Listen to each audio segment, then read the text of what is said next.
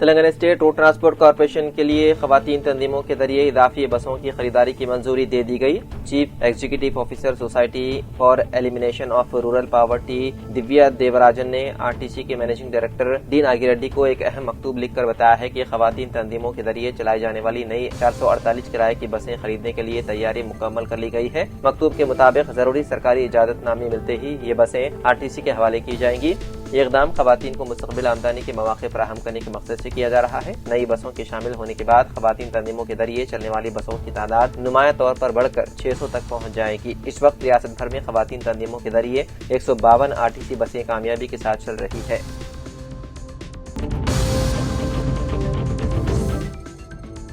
آندھرا پردیش کے سریکاکولم ضلع میں کوسٹل سیکیورٹی پولیس نے 13 بنگلہ دیشی ماہی گیروں کو حراست میں لے لیا جو ایچلا منڈل کے موساونی پیٹا ساحل کے قریب ہندوستانی حدود میں داخل ہو گئے تھے۔ ابتدائی تحقیقات کے مطابق بھولا ضلع بنگلہ دیش سے تعلق رکھنے والے یہ 13 ماہی گیر ایک فشنگ کشتی میں اپنے ماہی گیری بندرگاہ سے نکلے تھے، لیکن خراب موسم اور سمندر میں اونچی لہروں کے سبب بین الاقوامی بحری حد پار کرتے ہوئے ہندوستانی آبی حدود میں داخل ہو گئے۔ گزشتہ روز مقامی ماہی گیروں نے موساونی پیٹا ساحل کے قریب ان بنگلہ دیشی ماہی گیروں کو اس وقت دیکھا جب ان کی کشتی نے لنگر انداز ہو کر مدد کی درخواست کی۔ مقامی افراد نے فوری طور پر انہیں بچایا، بیمار افراد کو خوراک اور پانی فراہم کیا اور بعد ازاں پولیس کو اطلاع دی۔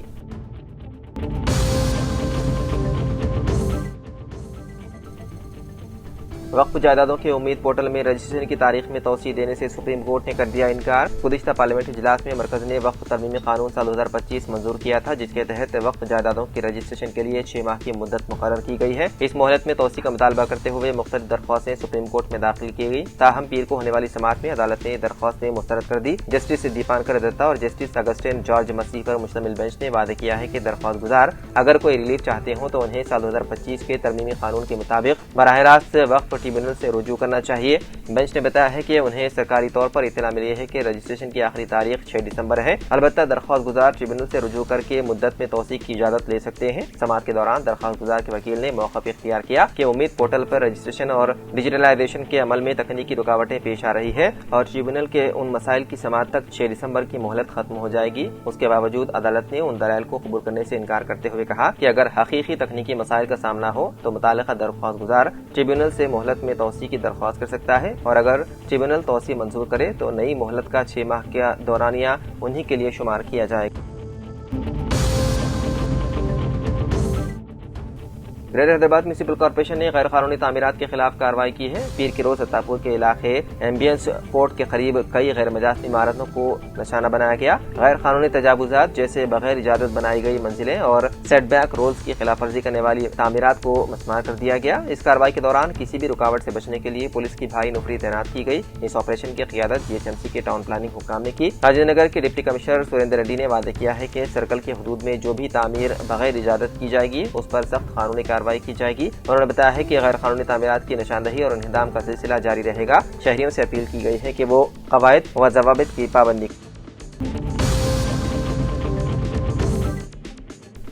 تلنگانہ کے نلگنڈا ضلع کے بنگاری گڈا گرام پنچایت انتخابات میں سرپنچ کی نشست کو حیران کن طور پر نیلام کیا گیا اور یہ عہدہ 73 لاکھ روپے میں محمد سمینہ قاسم نے حاصل کر لیا۔ میڈیا رپورٹ کے مطابق اس نشست کے لیے ابتدا میں 11 امیدواروں نے نامزدگیاں داخل کی تھی، تاہم بعد میں گاؤں میں کنکا درگا مندر کی تعمیر اور مجموعی ترقی کے نام پر عہدے کو اتفاق رائے سے منتخب کرنے کا فیصلہ کیا گیا، جس کے بعد سرپنچ کی کرسی نیلامی کے لیے رکھی گئی۔ نیلامی میں سب سے زیادہ رقم پیش کرنے والی امیدوار سمینہ قاسم کو سرپنچ منتخب کیا گیا، جبکہ باقی امیدواروں نے باقاعدہ تحریری معاہدے پر دستخط کرتے ہوئے نامزدگیاں واپس لینے پر رضامندی ظاہر کی۔ اس طرح بنگاری گڈا گرام پنچایت کو باضابطہ طور پر متفقہ قرار دیے جانے کا اعلان توقع ہے۔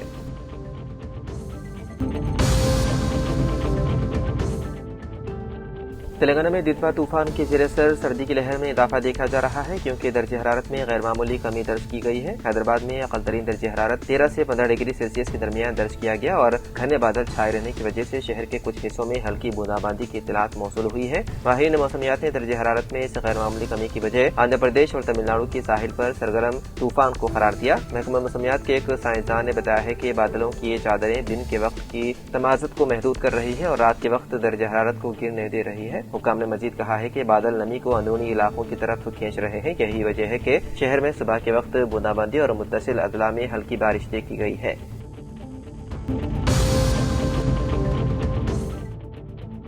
آن لائن بیٹنگ ایپس پر ضائع ہونے والے 15 لاکھ روپے کے قرض کی وجہ سے حیدرآباد میں ایک 24 سالہ کیب ڈرائیور نے کر لی خودکشی۔ ڈرائیور کی شناخت پی سائی کے طور پر ہوئی ہے، جو اپل میں رہتا تھا اور یادادری بھونگیر ضلع کا رہنے والا تھا۔ پولیس کے مطابق سائی گزشتہ 2 سال سے آن لائن سٹے بازی کا عادی تھا۔ اس نے سٹے بازی جاری رکھنے کے لیے دوستوں اور رشتہ داروں سے بڑی رقم ادھار لی تھی۔ ٹیکسی ڈرائیور نے مبینہ طور پر کچھ بینکوں سے ذاتی قرض بھی لیا تھا۔ دباؤ بڑھتے ہی سائی نے اپنی رہائش گاہ پر کیڑے مار دوا پی لی۔ اسے علاج کے لیے گاندھی اسپتال منتقل کیا گیا، جہاں دوران علاج اس کی موت ہو گئی۔ اپل پولیس نے مشتبہ موت کا مقدمہ درج کرتے ہوئے مختلف زاویوں سے تحقیقات میں ہے مصروف۔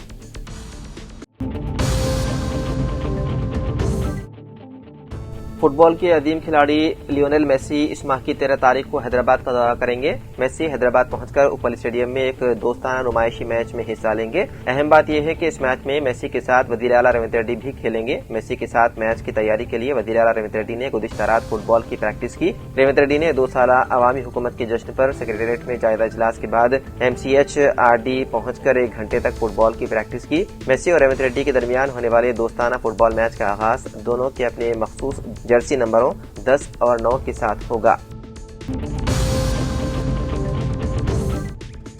حیدرآباد میں ایک افسوسناک سڑک حادثہ پیش آیا، جس میں ایک بائک سوار کی جان چلی گئی۔ یہ حادثہ اتوار کی رات کاچیگوڑا امبرپیٹ فلائی اوور پر 6 نمبر جنکشن کے قریب پیش آیا۔ عینی شاہدین کے مطابق بائک سوار تیزی سے امبرپیٹ کی طرف جا رہا تھا۔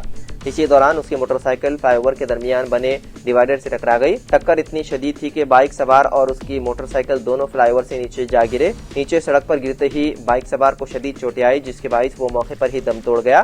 حادثے کے وقت وہاں موجود راہگیروں نے یہ منظر دیکھا تو فوراً پولیس کو اطلاع دی اور ایمبولینس کو طلب کیا۔ کچھ ہی دیر میں پولیس اور ریسکیو ٹیم موقع پر پہنچ گئی، لیکن بدقسمتی سے طبی عملے نے بتایا ہے کہ بائک سوار پہلے ہی جاں بحق ہو چکا ہے۔ موٹر سائیکل کو بھی حادثے کے بعد بری طرح تباہ حالت میں دیکھا گیا۔ پولیس نے اس سلسلے میں کیس درج کرتے ہوئے واقعے کی تحقیقات شروع کر دی۔ اس حادثے نے علاقے میں خوف اور افسوس کی فضا پیدا کر دی اور لوگ تیز رفتار گاڑی چلانے سے متعلق تشویش کا اظہار کر رہے ہیں۔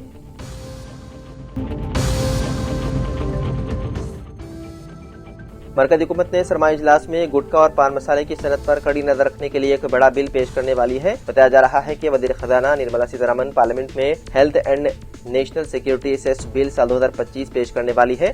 اس کا مقصد صحت اور قومی سلامتی کے اخراجات پر ہونے والے خرچ کے لیے اضافی وسائل حاصل کرنا ہے۔ اس بل کے ذریعے حکومت گٹکا، پان مسالہ اور دیگر تمباکو مصنوعات پر بھاری بھرکم سیس لگائے گی تاکہ صحت اور سلامتی سے متعلق اخراجات کے لیے اضافی ریونیو حاصل کیا جا سکے۔ بل کی سب سے اہم شق یہ ہے کہ سیس اصل پیداواری حجم کی بجائے مشین کی زیادہ سے زیادہ پیداواری صلاحیت کی بنیاد پر لگایا جائے گا۔ اس کا مطلب یہ ہے کہ خواہ فیکٹری کم مینوفیکچرنگ کرے یا زیادہ، سیس کی رقم کا تعین مشین کی صلاحیت سے طے کیا جائے گا۔ نئے قانون کے تحت تمام مینوفیکچررز کو ضروری طور سے رجسٹریشن کرانا ہوگا۔ ہر ماہ پیداوار اور سیس کی پوری معلومات کے ساتھ ماہانہ ریٹرن جمع کرنا لازمی ہوگا۔ سرکاری آفیسر کسی بھی وقت فیکٹری کا معائنہ، جانچ اور آڈٹ کر سکیں گے۔ قوانین کی خلاف ورزی کرنے پر 5 سال قید اور بھاری جرمانے کی سزا کا التزام ہے۔ حیدرآباد میں ایک افسوسناک واقعہ پیش آیا، جہاں ایک خاتون غلط انجیکشن لگانے کے بعد کوما میں چلی گئی اور اسپتال میں زندگی اور موت کی کشمکش میں مبتلا ہے۔ یہ واقعہ فلم نگر پولیس اسٹیشن حدود میں واقع OU کالونی کے ایک خانگی کلینک میں پیش آیا۔ واقعے کے بعد خاتون کے بھائی نے پولیس اسٹیشن میں شکایت درج کروائی۔ متاثرہ خاتون ڈاکٹر مریم سید حافظ، جو پیشے سے ڈینٹسٹ ہیں، 22 نومبر کو پیٹ درد کی شکایت کے ساتھ کلینک گئی تھی۔ ان کے بھائی سید حافظ کی شکایت کے مطابق کلینک کے ڈاکٹر احمد آصری نے مریم کو مونوسیف کا انجیکشن لگا دیا۔ حالانکہ اہل خانہ نے ڈاکٹر کو پہلے ہی بتا دیا تھا کہ مریم کو ایموکسیلن اور پینسلن جیسی اینٹی بایوٹک سے الرجی ہے۔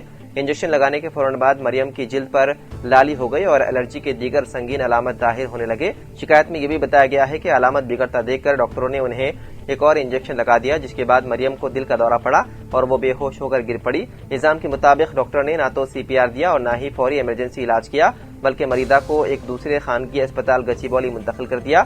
پولیس نے شکایت درج کر کے معاملے کی تحقیقات شروع کر دی۔